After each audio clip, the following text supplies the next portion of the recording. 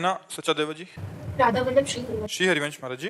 महाराज जी, अज्ञानता में मुझसे बहुत पाप हुए हैं। जब से आप जीवन में आए हैं मैं अपने दोषों को निकाल रही हूँ और भगवत मार्ग पर चलने का प्रयास कर रही हूँ। महाराज जी, स्थिति अब ऐसी हो गई है कि मैं अत्यधिक सोचने लग गई हूँ। कमरे में मच्छर के लिए वो अगर लगाती तो सोचती हूँ मच्छर मर जाएंगे, इसको इसलिए नहीं लगाना। नीचे देख के चलती हूँ ताकि चींटी ना मर जाए। महाराज जी, मैं इतना ज्यादा सोचने लग गया हूँ कि मतलब बहुत ज्यादा। वैसे अच्छा है, कोई गलत नहीं है, ये कोई गलत नहीं है, ये विचार करना ही चाहिए और विवेक भक्त में जागृत ही होता है। हम अपने बचाने के लिए मच्छरदानी लगा सकते हैं, लेकिन मच्छरों को मारने का प्रयोग क्यों करें? हम देख देख करके चले, भगवान ने हमें नेत्र दिया, इतना भारी शरीर किसी छोटे जीव पे पड़ जाएगा, वो मर जाएगा, तो देख देख के तो चलना है। ये विचार कोई निंदनीय नहीं है। अगर निंदनीय विचारों में आप डूबती तो निषेध हो जाता, लेकिन ये निषेध नहीं है, तो विचार करना ही चाहिए। इतना तक विचार होता है, मान लो आप तो व्यक्त करके बता रहे, अब बाथरूम में स्नान करने गए, अब 2-3 चींटी टहल रही, अब नहाएंगे वो पूरा नाली में बह के जाएंगे, तो अंगुली गीली की और चींटी को फंसाया, गीली अंगुली में चिपक जाएगी ना, और बाहर जाके उसे छोड़ा। तीनों चींटी पहले हटाओ, तो अब भक्त और संसारी पुरुष में तो यही अंतर होगा। अब कई बार ऐसा हुआ कि वो चींटियों का दल है, फूल झाड़ू लाके पूरा उनको दूर, क्योंकि उनको तो ज्ञान है नहीं कि बाथरूम में कहाँ है, आपकी बड़ी टोटी खुली जो सब बहकर नाली में सब मर जाएंगे। तो इतना ज्ञान तो भक्त को, इतनी सोच तो भक्त को करनी ही चाहिए, इसमें कोई निषेध नहीं। पारस कोहली जी, नई दिल्ली से। राधे राधे। महाराज जी, आपके चरणों में कोटि कोटि प्रणाम। महाराज जी, सुख और दुख एक ही गाड़ी के दो पहिए हैं। मेरा प्रश्न है कि वो कौन सा सुख स्वर्ग में है जो धरती पे नहीं है, और वो कौन सा दुख नरक में मिलता है जो धरती पे नहीं है? स्वर्ग कोई खास चीज थोड़ी है। स्वर्ग के देवराजेंद्र है ना मालिक, त्रिभुवनपति है।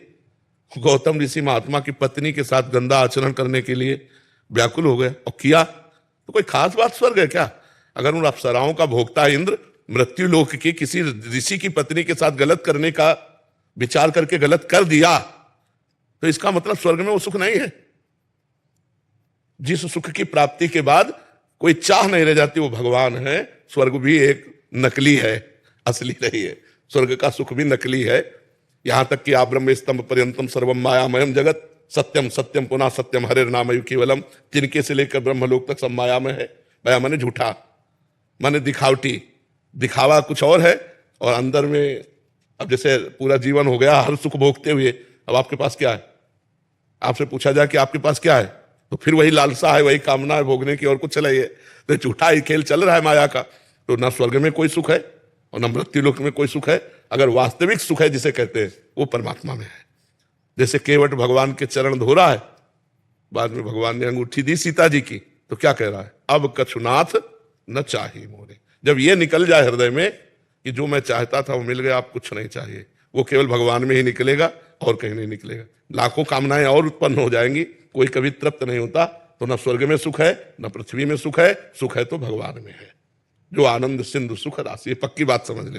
हम इसीलिए पहला उदाहरण दिया त्रिभुवनपति देवराज का, कि सब पूरे स्वर्ग का मालिक होकर एक मृत्यु लोक के गौतम ऋषि की पत्नी अहिल्या के साथ गलत आचरण किया। कितना निंदनीय विषय। तभी साप भी मिला था 1000 भगधारी हो जा। इसीलिए कहीं सुख नहीं, सुख है तो भगवान के नाम में है, भगवान के रूप में, भगवान के चरणों में।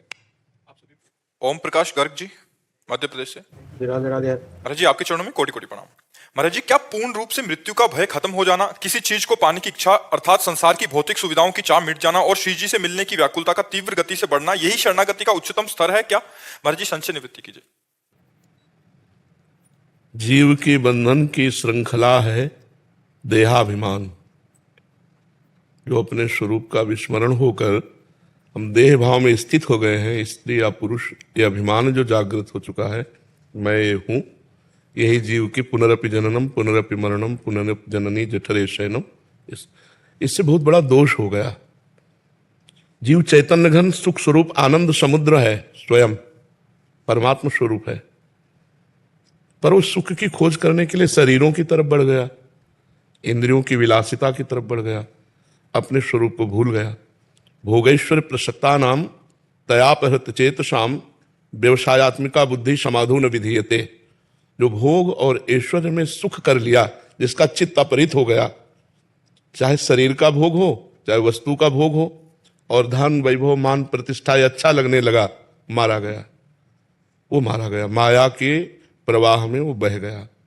और ये प्रवाह ऐसा है कि बिना गुरु कृपा के रुकता नहीं है। गुरु कृपा ही केवलम।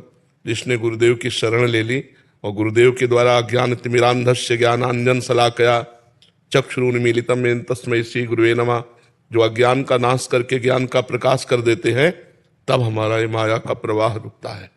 तो हमारी चित्त वृत्ति भोगों में आसक्त हो गई है। हमारा ज्ञान मलिन होकर के इस बात का हो गया कि मैं स्त्री हूं, मैं पुरुष हूं। यही हमारी दुर्गति का कारण है। मुख्य मूल कारण जो है ना, संस्कृति मूल सूल प्रद नाना सकल शोकदायक अभिमाना। संस्कृति का मूल और समस्त दुखों को देने वाला यह देहाभिमान है, जो हम अपने चैतन्य घन स्वरूप को भूलकर पांच भौतिक देह में अपनापन इतना कर लिए कि मैं पुरुष हूं, मैं स्त्री हूं। यही हमारी दुर्गति का कारण है। और जब हम गुरुदेव की शरण में होते हैं और जब उनके द्वारा नाम उपासना हमें प्राप्त होती है, तो इसी जड़ता का नाश होता है जो आपने बोला ना। यही उसके अंदर लक्षण प्रकट होने लगते हैं कि नहीं खान पान ते भावे है, नहीं कोमल वसन सुहावे है, सब विषय लगे ते खारा है, हरियासिक का मग न्यारा है।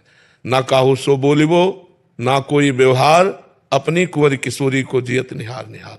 शरणागत का लक्षण किसी भोगों में सुख न मिलना, भगवान के नाम रूप लीला गुणधाम में चित्त का रमण करना, किसी भी तरह किसी भी द्वंद्व से पराजित न होना, सुख दुख मान अपमान लाभ हानि, तो ये शरणागति उसकी पक्की, वो भगवत प्राप्त हो जाएगा।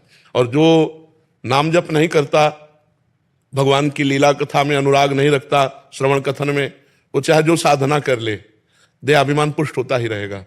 तो क्या हो रहा है, इसमें अहंकार पुष्ट हो रहा है और हमारा आवागमन चक्र रुकेगा अहंकार रहित होने पर। तो चाहे सत्क्रिया का अहंकार हो चाहे असत्क्रिया का अहंकार हो, अहंकार तो बना ही हुआ है। तो अहंकार का नष्ट हो जाना ही शरणागति का लक्षण है। अहंकार गुरुदेव की कृपा से नष्ट होता है। जो गुरुदेव ने उपासना दी उससे अहंकार गलित हो जाता है। फिर दिखाई देता है गुरु कृपा से साधना चल रही, गुरु कृपा से भजन हो रहा है, गुरु कृपा से हमारी अध्यात्म उन्नति हो रही। वो कहीं अहंकार का उसमें उन्मेष नहीं होता कि मैंने ये किया, नहीं, गुरु कृपा से ऐसा हुआ। तो गुरु कृपा का जिसको आश्रय मिल गया है, प्रिया प्रीतम की शरणागति हो गई है,